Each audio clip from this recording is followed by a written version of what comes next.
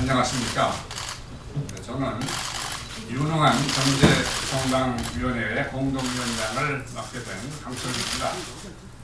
이 자리에 참석해 주신 각계의 분야를 대표하여 말씀해 주실 분들과 당 대표님 그리고 당원 여러분께 감사 말씀을 드립니다. 오늘 우리는 특별한 시작을 위해서 이 자리에 모였습니다. 국민과 우리 후손들에게 희망을 줄 수 있는 유능한 경제정당을 만들어 보자는 것입니다. 각계를 대표하는 분들을 모시고 각 분야의 문제점과 고충을 들어보는 자리를 먼저 만들고 이 자리에 동석한 유능한 경제정당위원회에 참여하신 30여 분의 당내외 전문가들이 이를 경청하고 이를 토대로 정책 대안을 모색해 보려는 그런 방식입니다. 1992년에 브라질 리우에서 열린 정상회의 이후로 지속 가능성이 경제와 생태 환경에 대한 중요한 질문을 던졌습니다. 그리고 2008년 세계 최대 투자은행이었던 리만 브라더스의 파산 이후로 세계 경제가 지속 가능한가? 라는 새로운 질문이 대두되었습니다. 과연 한국 경제가 앞으로 지속 가능하다는 것은 무엇인가? 무엇을 의미하는가? 이런 것에 대해서 우리가 생각해 볼 필요가 있다고 생각합니다. 지금 우리 사회는 건국 이후 처음으로 자녀 세대가 부모 세대보다 경제적으로 나아지지 못하게 될 위기를 겪고 있습니다. 50년대 전후의 폐허 속에서도 어쨌든 자식들의 시대는 더 나아질 것이라고 생각했습니다. 70년대에도 당연히 그렇게 될 것이라고 생각하고 살았고 소득 증가와 신분 이동이 가능했었습니다. 97년, 98년도 IMF 경제 위기 때에도 이 어려움만 극복하면 자녀들에게는 더 나은 경제가 펼쳐질 것이라고 믿고 살았습니다. 그런데 지금 우리는 우리 자녀들이 희망을 가지고 미래를 설계할 수 있을까라는 의문을 갖게 되었습니다. 학교에서 저는 아주 강의를 좀 합니다만 학교에서 청년 학생들에게 강의를 하다 보면은 미래에 대한 희망과 꿈을 잃은 수많은 젊은이들을 바라보면서 마음이 아플 때가 한두 번이 아닙니다. 다음 세대의 경제가 나아질 기미가 보이지 않는데 이러한 경제가 지속 가능하다 할 것인가? 이런 당혹스러운 질문 앞에 서 있는 것입니다. 저는 평소에 나라가 발전한다 하는 것은 국민이 희망을 가지고 열심히 일하는 사회가 된다는 뜻이고 이는 열심히 일하면 신분 상승, 소득 상승이 가능하다는 믿음이 있을 때 그리고 경제 활동이 활발히 일어나서 일자리가 늘어나고 열심히 일하면 일한 만큼 대접받는 사회가 된다는 뜻이라고 생각을 해왔습니다. 이러한 기준에서 볼 때 우리는 지난 몇 년간 상황이 개선되지 못하고 점점 악화되는 매우 답답한 시대를 살고 있습니다. 개인들에게 빚내세요, 대출 받으세요 이런 방식으로 경제가 살아갈 것인가? 그리고 총량 위주의 개발연대 성장 정책을 그대로 답습하면서 또 행정의 난맥상 등이 지속되는 이런 가운데 지속 가능한 성장이 가능할까? 그런 질문을 해보자 할 수 없습니다. 자금이 1%의 소수에 편제되어 퇴장되는 양극화 현상이 지속되는 상황에서 과연 99% 서민의 소득이 향상되고 소비가 늘어나 투자에 연계될 수 있을까? 의문을 받습니다. 물이 웅덩이에 고여 순환이 안 되면 썩어버립니다. 소금 덩어리가 뭉쳐 있으면 제 역할을 못하지만은 깨어져서 분산되면 각각 짠맛을 내게 됩니다. 정부 여당 아무도 신뢰할 만한 정책 대안을 내지 못하고 있습니다.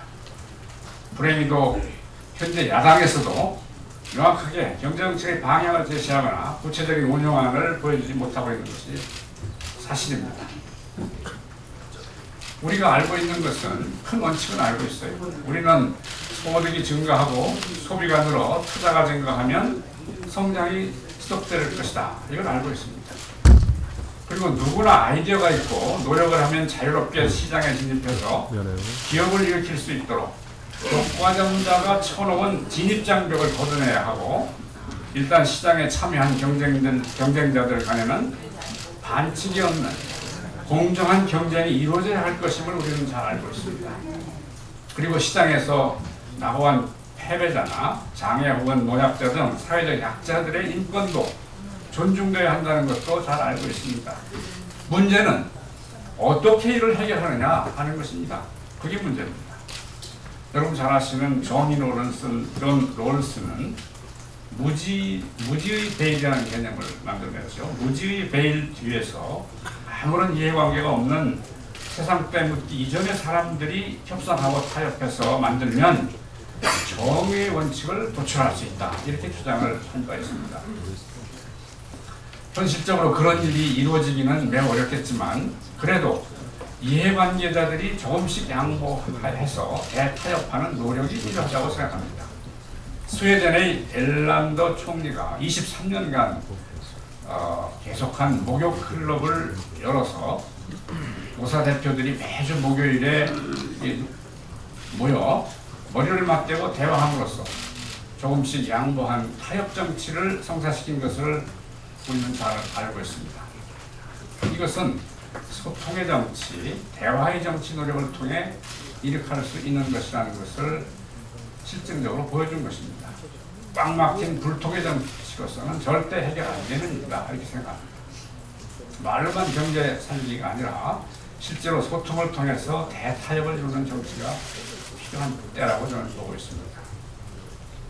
유능한 경제정당위원회 이 새로운 기구에 제가 문 대표님의 제안을 받고 위원장직을 수락하게 된 것도 바로 이런 대안 개발과 실현 방법, 새로운 실현 방법의 모색 이런 이유 때문입니다.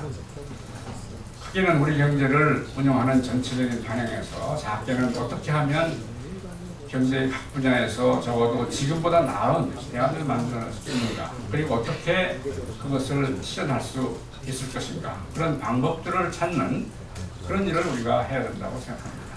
이렇게 대안을 만들어 나가면서 그것을 실현할 방안을 준비해 나갈 때 비로소 국민이 신뢰하고 함께하는 정당, 국민을 위해서 준비하는 정당으로서 희망을 같이 만들어갈 수 있을 거라고 저는 생각합니다. 정세균 공동위원장님과 함께 유능한 위원들을 모시고 지금부터 국민에게 희망을 줄 경제정책 대안을 만들고 이를 실천할 방안을 만드는 일을 함께 할 수 있게 된 것을 다시 한번 감사하고 기쁘게 생각합니다. 이런 기회를 만들어주신 당 대표님과 지도부에 거듭 감사 말씀을 드립니다. 국민의 정부, 참여정부, 저희는 이미 2번의 집권을 한 바 있습니다. 우리가 왜 정치를 하고 왜 경제를 합니까? 바로 많은 국민들을 행복하게 하고 편안하게 하기 위해서가 아닙니까?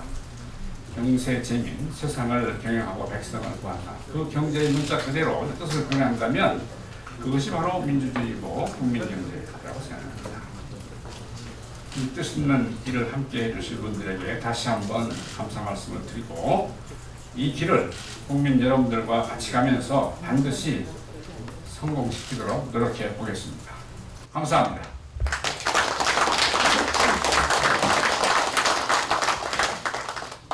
저희 공동위원장님 인사를 드렸고요. 다음 순서로는 문재인 당대표 축사하겠습니다. 드디어 유능한 경제정당위원회가 출범하게 되었습니다.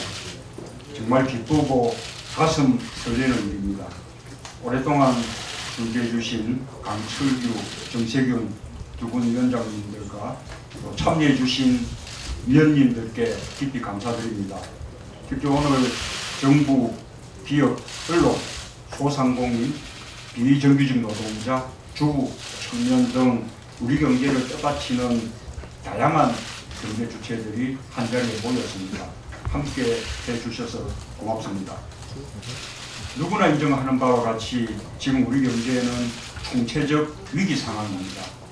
박근혜 정부의 경제정책은 완전히 실패했습니다. 성장 파탄, 민생 파탄, 재정 파탄 등 모든 면에서 심각한 위기를 맞고 있습니다. 가계부채가 1,100조 원대로 사상 최대이고 청년 실업률도 10%대로 IMF 외환위기 이후 최고치입니다. 비정규직은 정부 공식 통계로도 600만 명을 넘어서서 사상 최대이고 노동자 절반이 월 200만 원도 못 받고 있습니다. 국가재정은 4년 연속 세수 결손이라는 사상 초유의 사태를 만들었고 국가부채 증가액도 사상 최고치에다 증가 속도가 너무 빠릅니다. 더욱 심각한 것은 우리 경제와 인생이 나아질 기미가 보이지 않는다는 것입니다. 국내외 경제기관들은 정부가 예측한 올해 3.8% 경제 성장률을 이미 2% 후반으로 하향 조정하고 있습니다. 대내외 경제 환경도 무척이나 어렵습니다. 정부의 무능으로 메르스가 확산되면서 위태로운 경제가 더욱 나빠졌습니다. 일본의 엔저, 중국의 성장 둔화, 미국의 금리 인상, 최근 그리스 디폴트 임박까지 우리 경제를 둘러싼 대내외 환경 역시 위험 요소가 가득합니다. 이대로 가면 대한민국의 미래는 없습니다. 경제 위기 극복을 위해 국가 역량을 모아야 합니다. 절체절명의 절박감을 가지고 모든 역량을 모아 경제 살리기에 나서야 합니다. 국가 역량을 모으기 위해서는 먼저 대통령이 달라져야 합니다. 국민들은 먹고 살기 힘들다고 하소연인데 대통령은 국민의 어려운 삶에 귀 기울이지 않고 있습니다. 정부의 무능으로 비롯된 경제 실패를 남 탓하면서 책임 전가하기에 바쁩니다. 집권당의 원내대표와 싸우고 국회와 싸우고 국민과 싸우고 있습니다. 도대체 대통령은 무엇을 하고 있는지 묻지 않을 수 없습니다. 국민들은 대통령이 지금 어디에 있는지 묻습니다. 대통령은 정쟁이 아니라 인생을 살리는 데 전력해야 합니다. 둘째, 정부의 경제 기조를 근본적으로 전환해야 합니다. 지금까지의 정책으로는 경제를 살릴 수 없다는 것이 명백해졌습니다. 부패주도가 아닌 소득주도 성장으로 대전환해야 합니다. 국민들의 지갑을 두툼하게 해야 소비가 늘어나고 내수가 살아나서 결국 자영업도 기업도 살아납니다. 이를 위해 최저임금 인상, 비정규직 차별 해소, 자영업 보호, 대중소기업 상생 등 공정한 경제 질서, 생활비를 낮추는 생활 인프라 구축, 조세 정리 확립 등 다양한 정책 수단을 필요로 합니다.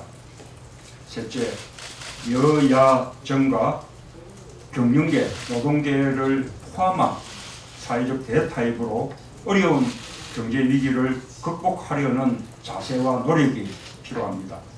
정치적 해결 없이 경제 문제 해결은 불가능합니다. 경제 주체들의 동참이 있어야만 지금의 심각한 경제 위기, 민생 위기를 넘어설 수 있습니다. 대통령도 경제부총리도 대화와 대타협의 장에 나서야 합니다. 우리 당은 경제와 민생에 관해 언제든지 대화할 준비가 되어 있습니다. 대표로 취임하면서 저는 우리 당을 유능한 경제정당으로 만들겠다고 당원과 국민들께 약속했습니다. 그것이 국민들로부터 신뢰받을 수 있는 우리 당의 가장 중요한 집권 비전이라고 생각합니다. 그런 의미에서 유능한 경제정당위원회는 우리 당의 집권 엔진입니다. 이제는 실천입니다. 경제를 무능한 정부에만 맡겨둘 수 없습니다. 우리 당의 유능한 경제정당위원회가 우리 경제를 살릴 수 있는 대안을 마련해 나갈 것입니다. 국민의 지갑을 지키고 두툼하게 만드는 소득주도 성장의 구체적 방안을 발전시켜 나가는 것이 당면 과제입니다. 내년도 총선 승리를 넘어 우리 당이 집권하는 그 순간까지 유능한경제정당위원회가 우리 당의 경제 분야 섀도우 캐비넷 같은 역할을 해주시길 당부드립니다. 감사합니다.